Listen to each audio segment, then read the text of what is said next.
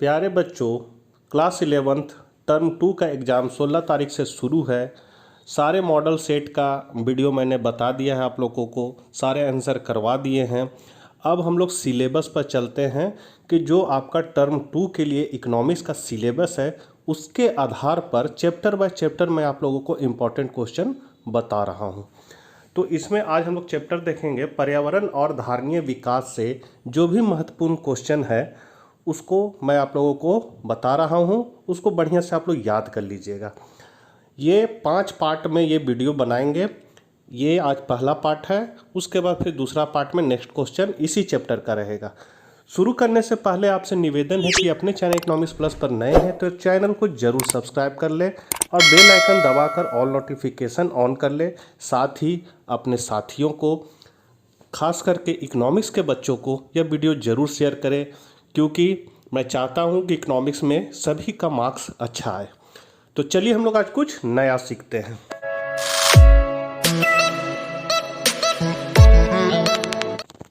Chapter का नाम है पर्यावरण और धारणीय विकास। इसका पहला क्वेश्चन है बाबू, पर्यावरण से आप क्या समझते हैं? तो किसी स्थान विशेष में मनुष्य के आसपास भौतिक वस्तुओं, जल, भूमि, वायु का आवरण जिसके द्वारा मानव घिरा रहता है को पर्यावरण कहते हैं। दूसरा क्वेश्चन है, जब संसाधन निस्सरण की दर उनके पुनर्जनन की दर से बढ़ जाती है तो क्या होता है? तो जब संसाधन निस्सरण की दर उनके पुनर्जनन की दर से बढ़ जाती है तो पर्यावरण जीवन पोषण का अपना महत्वपूर्ण कार्य जननिक और जैविक विविधता को कायम रखने में असफल हो जाता है। इससे पर्यावरण संकट उत्पन्न होता है। फिर है, निम्न को नवीनीकरण और गैर नवीनीकरण संसाधनों में वर्गीकृत करें। वृक्ष है, मछली है, पेट्रोलियम, कोयला, लौह तथा जल है।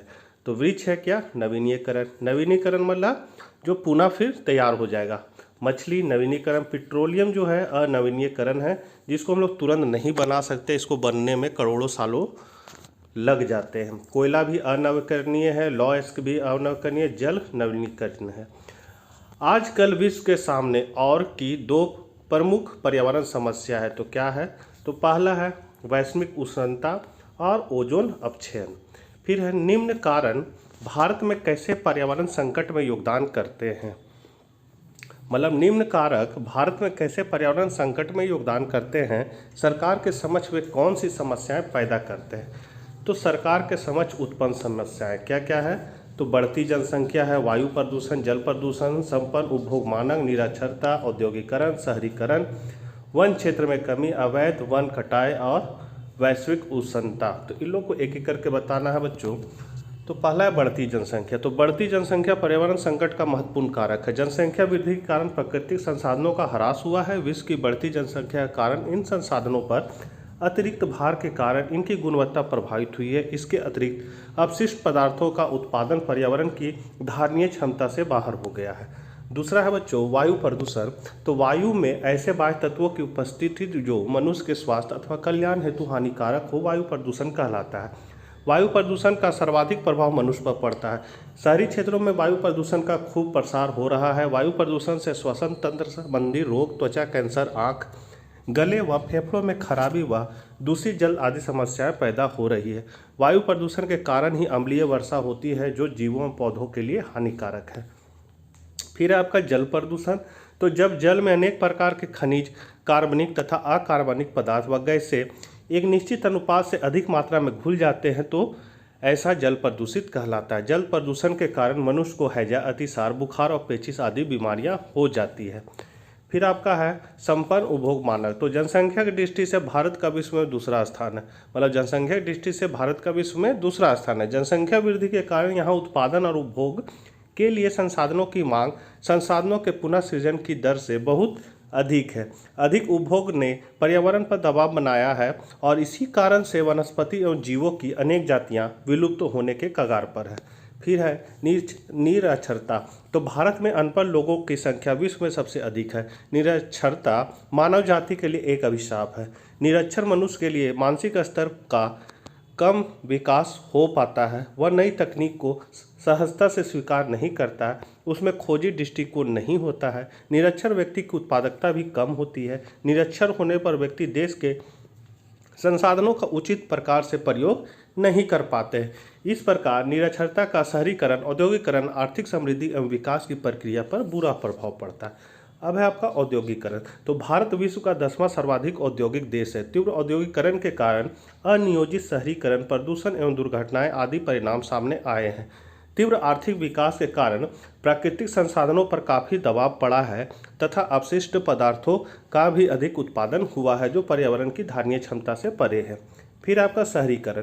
तो शहरीकरण तीव्र आर्थिक विकास का परिणाम। शहर पर्यावरण को प्रमुख रूप से प्रदूषित करते हैं। कई शहर अपने पूरे गंदे पानी और औद्योगिक अपशिष्ट कूड़े का 40% से 60% असंसाधित रूप से अपने पास की नदियों में बहा देते। इसके अतिरिक्त शहरी उद्योग वातावरण को अपनी चिमनियों से निकलते धुएं तथा जहरीली गैसों से प्रदूषित करते हैं। शहरीकरण से गाँव की काफ़ी जनसंख्या शहरों में आ गई है। शहरों में जनसंख्या का दबाव बढ़ा है और अपशिष्ट पदार्थों के अधिक उत्पादन से पर्यावरण पर भी दबाव बढ़ा है। इसके अतिरिक्त शहरीकरण से जल व वायु प्रदूषण में भी वृद्धि होती है। 8वां है वन क्षेत्र में कमी। तो भारत में प्रति व्यक्ति जंगल भूमि केवल 0.8 हेक्टेयर है, जबकि बुनियादी आवश्यकताओं की पूर्ति के लिए यह संख्या 0.47 हेक्टेयर होनी चाहिए। वन क्षेत्र में कमी से देश को प्रति वर्ष 0.8 million ton nitrogen, 1.8 million ton phosphorus और 26.3 मिलियन टन पोटेशियम का नुकसान होता है। इसके अतिरिक्त भूमि क्षय से 5.8 मिलियन टन से 8.4 मिलियन टन पोषक तत्वों की क्षति होती है। एक वर्ष की अवधि में औसत वर्ष का स्तर गिर जाता है तथा ऑक्सीजन की आपूर्ति में कमी हो जाती है। फिर है अवैध वन कटाई। वनों के विनाश में औद्योगिक विकास, कृषि विकास, दवागरी, चारागाहों का विस्तार, बांधों, सड़कों व रेल मार्गों के निर्माण में महत्वपूर्ण भूमिका निभाई है। वन जैव पदार्थों में सर्वप्रमुख है। अन्य जैव पदार्थ जैसे जीव जंतु, पशु तथा मानव इस पर निर्भर है। इसके अतिरिक्त यह अजैव पदार्थ जैसे मिट्टी से भी संबंधित है। समस्त पर्यावरण इन्हीं तत्वों की सुचारू क्रिया प्रणाली द्वारा संतुलन प्राप्त करता है। अतः यदि पर्यावरण के आधारभूत तत्व वन नष्ट हो जाते हैं तो पर्यावरण में असंतुलन उत्पन्न हो जाता है, जिसका प्रभाव जैव जगत के विनाश का कारण बन जाता है। फिर है आपका वैश्विक उष्णता। तो वैश्विक उष्णता पृथ्वी और समुद्र के औसत तापमान में वृद्धि को कहते हैं। भू तापमान में वृद्धि ग्रीन हाउस गैसों में वृद्धि के परिणाम स्वरूप हुई है। वैश्विक उष्णता मानव द्वारा वन विनाश तथा जीवाश्म ईंधन के जलने से कार्बन डाइऑक्साइड और अन्य ग्रीन हाउस गैसों की वृद्धि के कारण होती है। वायुमंडल में कार्बन डाइऑक्साइड, मीथेन गैस तथा दूसरी गैसों के मिलने से हमारी भूमंडल सतह लगातार गर्म हो रही है। 20वीं शताब्दी के दौरान वायुमंडल के औसत तापमान में 0.6 डिग्री सेल्सियस की बढ़ोतरी हुई है, जिसके परिणाम स्वरूप ध्रुवीय बर्फ पिघली है एवं समुद्र का जल स्तर बढ़ा है। अगला क्वेश्चन है पर्यावरण के क्या कार्य होते हैं। तो पर्यावरण के 4 आवश्यक कार्य निम्नलिखित है। पहला, यह नवीनीकरण एवं गैर नवीनीकरण संसाधनों की पूर्ति करता है। यह अपशिष्ट पदार्थों को समाहित कर लेता है। यह जनिक और जैविक विविधता प्रदान करके जीवन का पोषण करता है। यह सौंदर्य प्रदान करता है। फिर है भारत में भू क्षय के लिए उत्तरदायी 6 कारकों की पहचान करें। तो भारत में भू क्षय के लिए उत्तरदायी 6 कारक निम्नलिखित है। पहला है वन कटाव के कारण वनस्पति की हानि। फिर है आधारी जलाऊ लकड़ी और चारे का निष्कर्षण। फिर है कृषि परिवर्तन, वन भूमि का अतिक्रमण, वागनी और अत्यधिक चराई, फिर अनियोजित फसल चक्र। अगला क्वेश्चन है समस्याएं की नकारात्मक पर्यावरणीय प्रभाव की अक्सर लागत उच्च क्यों होती है। तो तीव्र जनसंख्या वृद्धि, औद्योगिकरण एवं नगरीकरण के कारण हमने प्राकृतिक संसाधनों को तीव्र एवं गहन विदोहन किया है। हमारे अनेक महत्वपूर्ण संसाधन विलुप्त हो गए हैं और हम नए संसाधनों की खोज में प्रौद्योगिकी एवं अनुसंधान पर विशाल राशि व्यय करने के लिए मजबूर हैं। इसके अतिरिक्त पर्यावरण का क्षय होने से श्वसन तंत्र एवं जल जनित रोगों की संख्या में वृद्धि हुई है। परिणाम स्वरूप व्यय में भी बढ़ोतरी हुई है। वैश्विक पर्यावरण मुद्दे जैसे भूतापमान में वृद्धि एवं ओजोन परत के क्षय ने स्थिति को और भी गंभीर बना दिया है, जिसके कारण सरकार को अधिक धन व्यय करना पड़ता है। अतः यह स्पष्ट है कि नकारात्मक पर्यावरण प्रभाव की अवसर लागत बहुत अधिक है। अगला क्वेश्चन है भारत में धारणीय विकास की प्राप्ति के लिए उपयुक्त उपायों की रूपरेखा प्रस्तुत करें।